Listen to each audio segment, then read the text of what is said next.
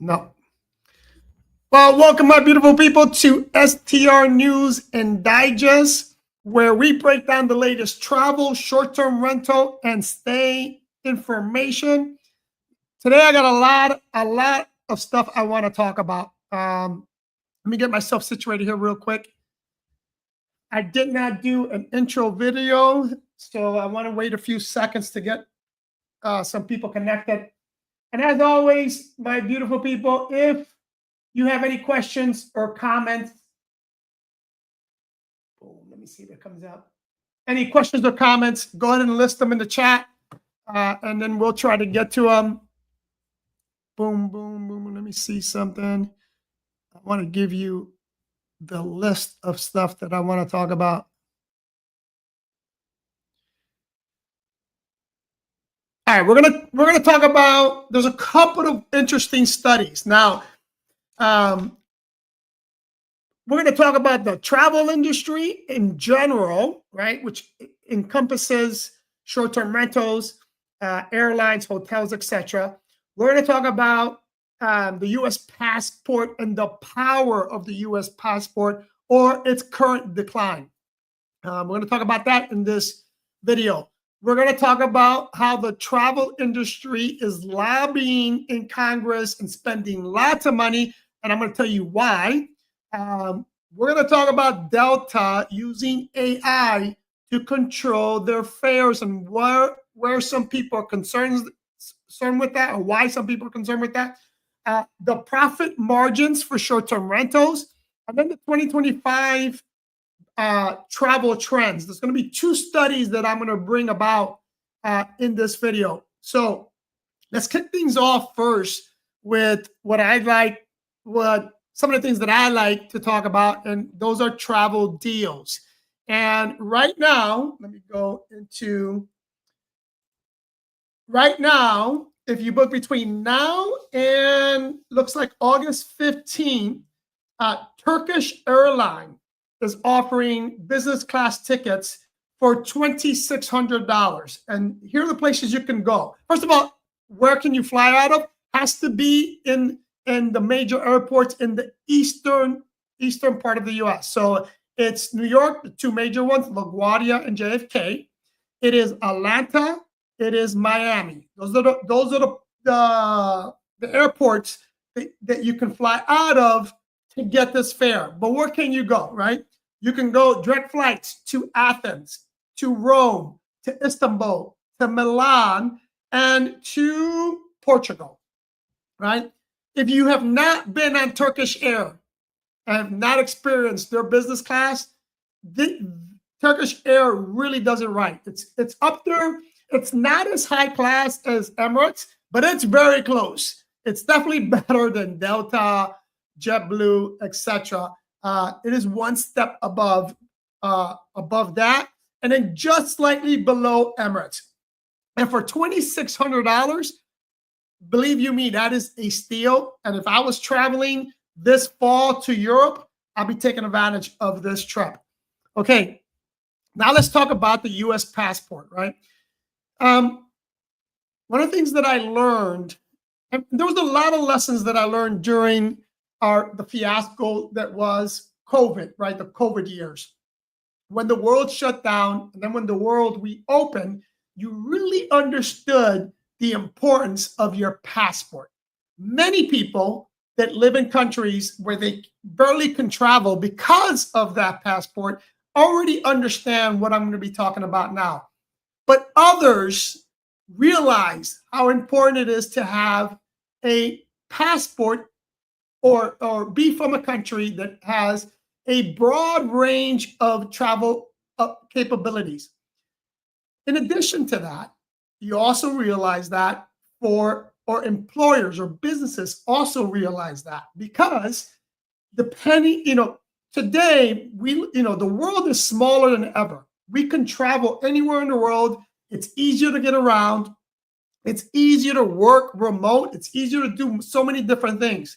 So as an employer, if I'm going to hire someone, and I'm in for example, the travel industry where my employee is going to be required to travel, that passport is going to be hugely important.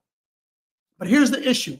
Since COVID, I realized and learned that the US passport is really not the best passport to have. There's other passports that are just as good and some that are even better. I'm not going to go through that list right in this video because there's numerous countries that I could touch on. But for example, having the EU passport, is one of the best. Now, the US was always ranked in the top 4 best passports, but currently it has dropped, and I believe it dropped to 15. Okay, and a lot of that has to do with countries retaliating against some of the sanctions that the U.S. heavy sanctions that the U.S. have put on. But in the areas in which we now need a visa to travel to, like for example, the UK.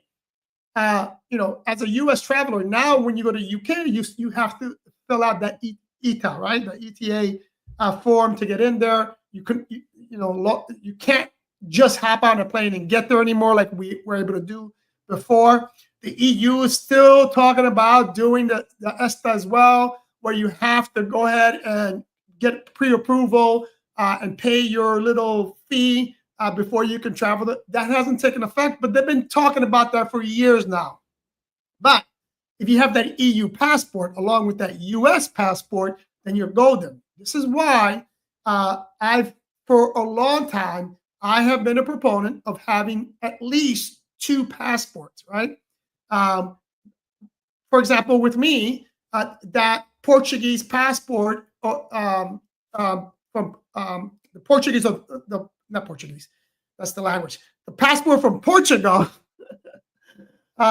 it's hugely important because you have the EU passport, right? When you have the EU passport with that US passport, the world is open to you. You're very limited to where you cannot travel. Again, just having that US passport really opens a lot of travel doors for you. And some of the places in which they have created some restrictions are places you don't want to go to anyway. But there's places, again, like going to UK. Now you have to take that extra step. Not difficult, but it's still an extra step. And if the EU ever gets their act together and finalizes that ESTA requirement, then you're going to have to do that as well. All right. So just be aware of that. And if you have the ability to get a second passport, highly recommend it. All right. Now let's talk about this report. I want to talk about 2 reports. The first report I want to talk about is going to be the state of travel in 2025.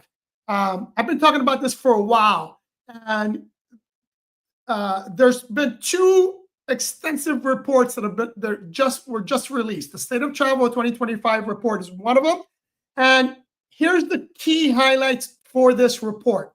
Number 1 is social media, right? I've been saying this for a long time. TikTok, for example, Instagram is another example, have surpassed Google as search engines for travel and restaurant searches. In addition, now with TikTok shops, now social media or the ability to find a location, book that location, and create an itinerary can be done now on social media. So if you are in the travel industry, whether a short-term rental operator, whether you are a travel agent or a travel advisor, not being on social media is a huge mistake. You need to get on there because most of the people that are not on there are already left behind by a lot. I know so many people in the travel industry who are not on social media, who are thinking about getting out of the travel industry because of the decline in sales as a result of that. But you got to go and you have to be flexible and you have to adapt to the ever-changing world. Social media is not going anywhere. In fact, according to this report, let me read this. Social conference is a booming opportunity in travel. The Skift research estimating that social commerce bookings for hotel, airlines, short-term rentals is worth $7 billion. People, listen to that. $7 billion is what the social commerce industry is worth. So you have to do that. The number two that came out of this, number two important component that came out of this report is, in terms of vacation rentals, is the dominance of Airbnb. Now, Airbnb has been in the news for their changes that they recently made. One of the changes that affects host, and I'm not going to get on my bandwagon as to why I believe that Airbnb isn't a friend to the host. Hence why I highly recommend everyone, if you're not doing it already, you should heavily be focused on direct bookings. But they're still a very dominant force. And the more dominant they become, the more power they have, and the less power you're going to have. I am going to be doing a reaction video on my other YouTube channel that I created on What Hustle. It's a reaction video for the gig economy on these YouTubers complaining about the apps. Bitches, stop freaking complaining. You don't own the app. But anyways, I'm going to do a reaction video to that. And if you're not subscribed to my What Hustle channel, I recommend you subscribe to that. And then I'm going to take some pieces of that, and I'm going to bring it on to next week STR News. Because here's what's important. And here's what you need to understand, right? Airbnb is the dominant player in the short-term rental game. That OTA is destroying everyone. It owns 44% of the global market in 2024. That's 44%, people. It's what they dominated. The global accommodation market is valued at $1.2 trillion. Dude, the money is just insane. And the fact that Airbnb controls 44% of that market should really set off alarm bells for you guys, and really understand that you need Airbnb if you're a short-term rental operator, but you need to understand how to play the game, okay? Like, for example, because they're so dominant, now they changed their policy in terms of chargebacks. I'm not going to go into that, but understand that as a host, now you are on the hook for chargebacks. Let me see what else is. Here's what's other very interesting, right? One of the driving force in these travel demands, and I talked about this in last week's STR News, is the Pacific region. This region overtook Europe in accommodations in 2020 and the Q4 of 2024 and going into Q1 of 2025. So I mean, I talked about Japan, how it has been killing it in terms of tourism, and they're welcoming tourists. Unlike Europe, who are now, for whatever reason, are hating on tourism, and they'll quickly find out that that's a huge mistake when they start to lose, when more people stop traveling to Europe and these hotspots, and they start to lose money. They're going to cry, and they're going to bitch, and they're going to complain, and they're going to try to get people to come back. But for right now, Asia is dominating people. And I believe by 2026, Asia is going to be the #1 travel destination throughout the world. Really interesting. But in Asia, this demand in Asia is why Airbnb is dominating. Why? Because Asia is not restricting the use of short-term rentals like Europe is, like some of the places in the US are, right? It's just simple economics, people. And the sooner you realize that, the better off we all are going to be. But again, a lot of people want to point fingers and place blame in areas in which they have no clue or no knowledge or no understanding on how the economy works, specifically in the travel industry. And we rely on these stupid politicians to make these stupid rules. And then you get stuck with what's happening in Barcelona, right? They're seeing dramatic drops in tourism. And again, very shortly, they're going to realize that was a huge mistake. Now, let's go back to that's that report. I'm going to talk about the second report in a second, but I want to go back because I want to lead that into the travel industry and what they're doing in Washington in terms of lobbyists, right? The travel industry is heavily lobbying these congressmen, legislators, and senators to add so they can create favorable conditions for the travel industry. I've already mentioned there's, like, for example, the short-term rental industry in New York, some of these major cities they're setting these stupid regulations that are hampering people to operate short-term rentals in, and I'll go back to what happened in New York City when they technically banned short-term rentals. It made things worse. Today, staying in New York City in a hotel is costing you almost double than it did before this regulation took effect. And the rental market didn't slow down. It's still increasing at a rapid pace, right? Has nothing to do with short-term rentals. But the lobbyists are implementing, are trying to get Congress to implement reasonable regulation. In addition to that, there's a big push for regulations related to AI implementation. These businesses are influencing. Just to give you an idea, I'm going to read from what they're saying is in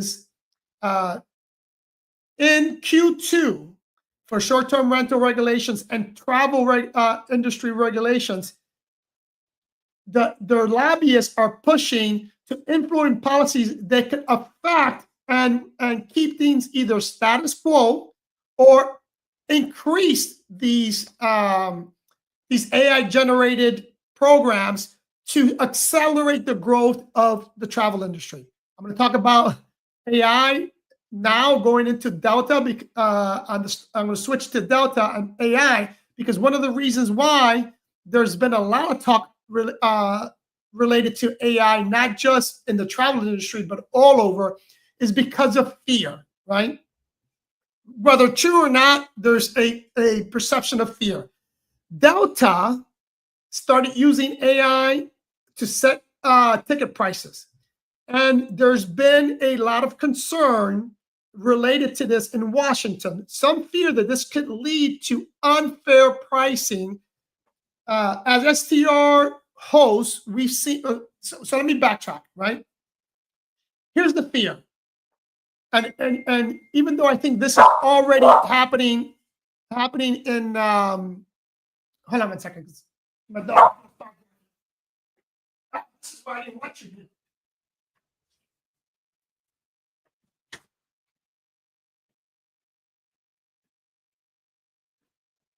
All right, so let me gather my thoughts here real quick. So if you guys are not aware, I talked about this in terms of pricing. If you go to, let's say, Delta, because we're speaking specifically about Delta, and you do a search for a airfare, for a flight, let's say from Miami to New York, and let's say the airfare is $199. You don't purchase it. You leave and you start searching other airlines to see if you find it cheaper. And then you come back, chances are that now that airfare is going to be like $210 or $212. It's going to be increased a little bit because you did it in an open search, and AI is recognizing that you are actually looking for cheaper flights, and the fact that you came back tells them that you didn't find it cheaper, so they're actually increasing it.